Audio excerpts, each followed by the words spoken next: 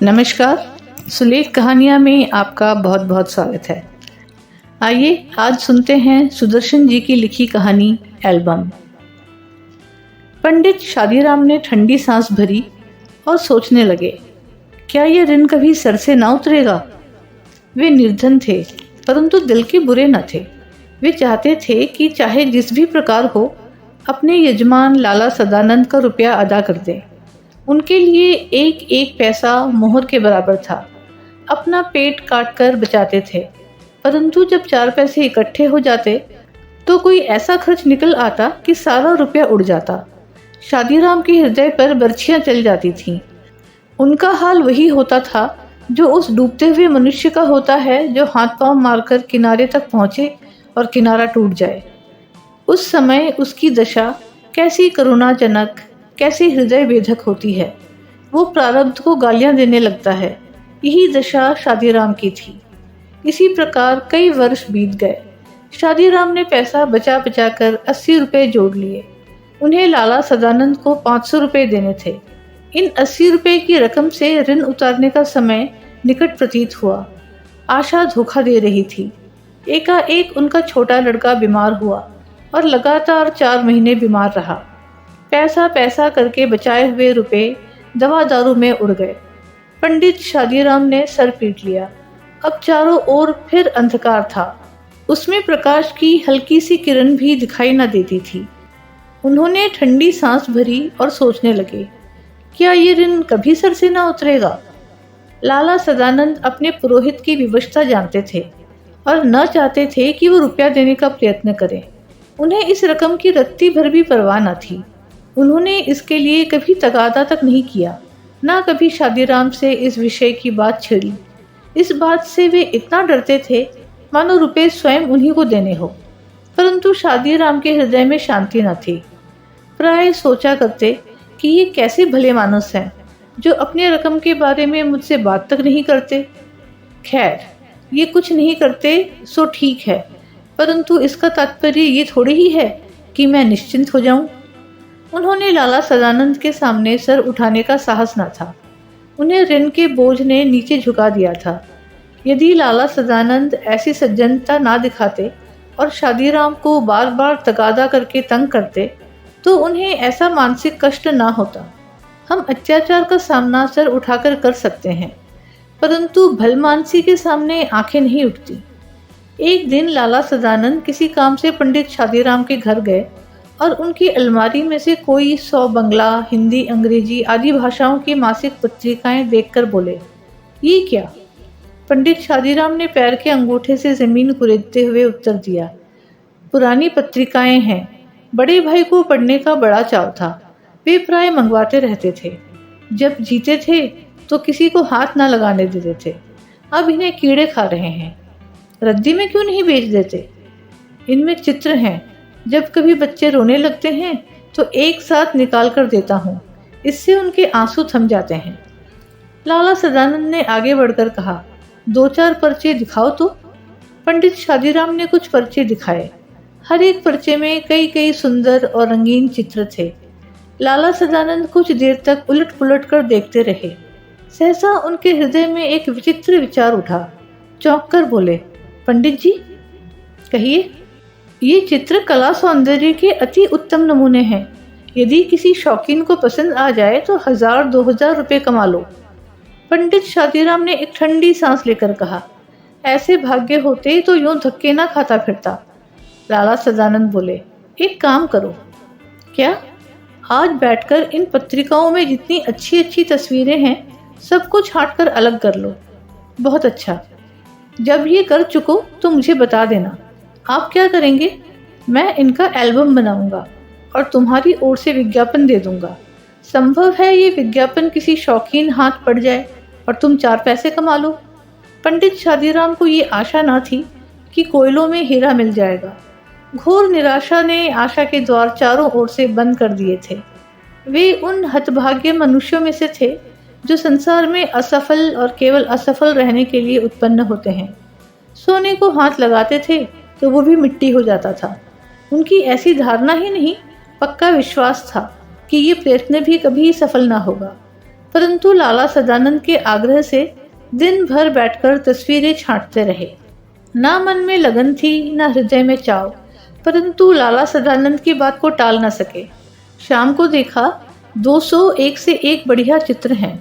उस समय उन्हें देखकर वे स्वयं उछल पड़े।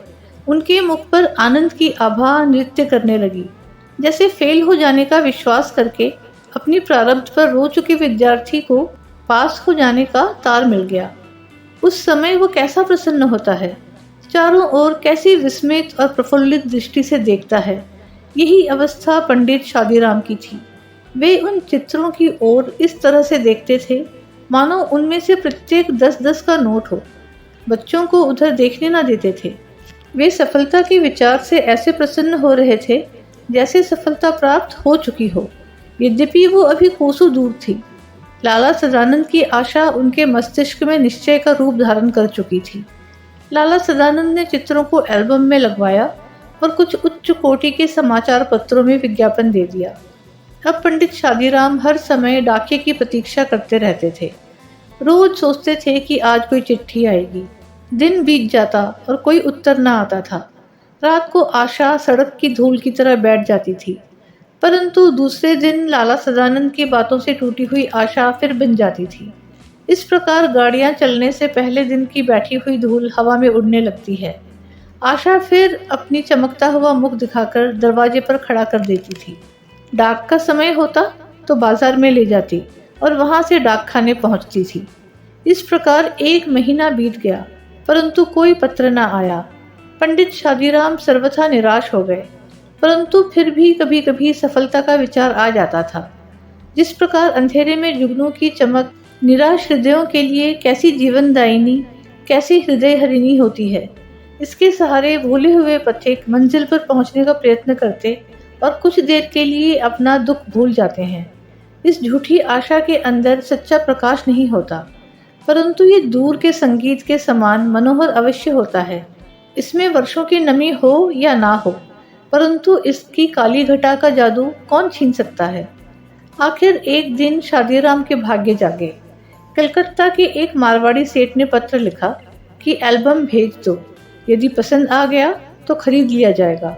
मूल्य की कोई चिंता नहीं, चीज़ अच्छी होनी चाहिए। ये पत्र उस करवट के समान था जो सोया हुआ मनुष्य जागने के पहले बदलता है और उसके पश्चात उठकर बिस्तर पर बैठ जाता है। ये किसी पुरुष की करवट ना थी, किसी स्त्री की करवट ना थी, ये भाग्य की करवट थी। पंडित शादीराम दौड़ते हुए लाला सदानंद के पास पहुंचे। उन्हें पत्र दिखाकर बोले, भेज दूं? लाला सदानंद ने पत्र को अच्छी तरह देखा और उत्तर दिया, रजिस्टर्ड करा कर भेज दो। शौकीन आदमी है, खरीद लेगा। और मूल्य लिख दो, 1000 रुपये से कम पर सौदा ना होगा। कुछ दिन बाद उन्हें उत्तर में एक बीमा मिला। पंडित शादीराम के हाथ पैर कांपने लगे, परंतु हाथ पैरों से अधिक उनका हृदय कांप रहा था। उन्होंने जल्दी से लिफाफा खोला और उछल पड़े। उसमें 100-100 रुपये के 10 नोट थे। पहले उनके भाग्य ने करवट बदली थी, अब वो पूर्ण रूप से जाग उठा। पंडित शादीराम खड़े थे, बैठ गए, सोचने लगे, अगर 2000 रुपये लिख देता तो शायद उतने ही मिल जाते। इस विचार ने उनकी सारी प्रसन्नता किरकिरी कर दी। सायंकाल के समय वे लाला सदानंद के पास गए और 500 रुपये के नोट सामने रखकर बोले, परमात्मा का धन्यवाद है कि मुझे इस भार से छुटकारा मिला। आपने जो दया और सज्जनता दिखाई है उसे मैं मरण पर्यंत ना भूलूंगा। लाला सदानंद ने विस्मित होकर पूछा, पंडित जी, क्या सेठ ने एल्बम खरीद लिया? जी हाँ, नहीं तो मुझ निर्धन ब्राह्मण के पास क्या है जो आपका ऋण चुका देता। परमात्मा ने मेरी सुन ली। मैं पहले भी कहना चाहता था, परंतु कहते हुए हिचकिचाता था कि आपके हृदय को ठेस न पहुंचे। पर अब मुझे ये भय नहीं है, क्योंकि रुपए आपके हाथ में हैं। मेरा विचार है कि आप ये रुपए अपने ही पास रखें। मैं आपका यजमान हूँ, मेरा धर्म है कि मैं आपकी सेवा करूँ। पंडित जी की आंखों में आंसू आ गए। दुपट्टे से पहुँचते हुए बोले, आप जैसे सज्जन संसार में बहुत थोड़े हैं। परमात्मा आपको चिरंजीवी रखे। अब तो मैं ये रुपये ना लूँगा। इतने वर्ष आपने मांगे तक नहीं। ये उपकार कोई थोड़ा नहीं है। मुझे इससे उऋण होने दीजिए। ये 500 रुपये देकर मैं हृदय की शांति खरीद लूँगा। निर्धन ब्राह्मण की ये उदारता और सच्चरित्रता देखकर सदानंद का मन मयूर नाचने लगा। उन्होंने नोट ले लिए। मनुष्य रुपए देकर भी ऐसा प्रसन्न हो सकता है, इसका अनुभव उन्हें पहली ही बार हुआ। पंडित जी के चले जाने के बाद उन्होंने अपनी आंखें बंद कर ली और किसी विचार में मग्न हो गए। इस समय उनके मुखमंडल पर एक विशेष आत्मिक तेज था। 6 मास बीत गए। लाला सदानंद बीमार थे। ऐसे बीमार वो सारी आयु में ना हुए थे। पंडित शादीराम उनके लिए दिन रात माला ही फेरा करते थे। वे वैद्य न थे, डॉक्टर न थे, वे ब्राह्मण थे। उनकी औषधि माला फेरना थी और ये काम वे आत्मा की पूरी शक्ति, अपने मन की पूरी श्रद्धा से करते थे। उन्हें औषधि की अपेक्षा आशीर्वाद और प्रार्थना पर अधिक भरोसा था। एक दिन लाला सदानंद चारपाई पर लेटे थे। उनके पास उनकी बूढ़ी माँ उनके दुर्बल और पीले मुख को देख देख कर अपनी आंखों के आंसू अंदर पी रही थी। थोड़ी दूर पर एक कोने में उनकी नवोढ़ा स्त्री घूंघट निकाले खड़ी थी और देख रही थी, कोई काम ऐसा तो नहीं जो रह गया हो। पास पड़ी हुई चौकी पर बैठकर पंडित शादीराम रोगी को भगवद गीता सुना रहे थे। एकाएक लाला सदानंद बेसुध हो गए। पंडित जी ने गीता छोड़ दी और उठकर उनके सिराहने बैठ गए। स्त्री गर्म दूध लेने के लिए बाहर दौड़ी और माँ अपने बेटे को घबराकर आवाज़ देने लगी। इस समय पंडित जी को रोगी के सिराहने के नीचे कोई कड़ी सी चीज़ चुभती हुई जान पड़ी। उन्होंने नीचे हाथ डालकर देखा तो उनके आश्चर्य की सीमा न रही। वो सख्त चीज़ वही एल्बम थी जिसे किसी सेठ ने नहीं बल्कि स्वयं लाला सदानंद ने खरीद लिया था। पंडित शादीराम इस विचार से बहुत प्रसन्न थे क्योंकि उन्होंने सदानंद का ऋण उतार दिया है, परंतु ये जानकर उनके हृदय पर चोट सी लगी कि ऋण उतारा नहीं बल्कि पहले से दूना हो गया है। उन्होंने अपने बेसुध यजमान के पास बैठे बैठे एक सांस भरी और सोचने लगे, क्या यह ऋण कभी ना उतरेगा। कुछ देर बाद लाला सदानंद को होश आया। उन्होंने पंडित जी से एल्बम छीन लिया और कहा, ये एल्बम सेठ साहब से अब मैंने मंगवा लिया है। पंडित जी जानते थे कि यजमान जी झूठ बोल रहे हैं, परंतु वे उन्हें पहले की अपेक्षा अधिक सज्जन, अधिक उपकारी और अधिक ऊंचा समझने लगे थे।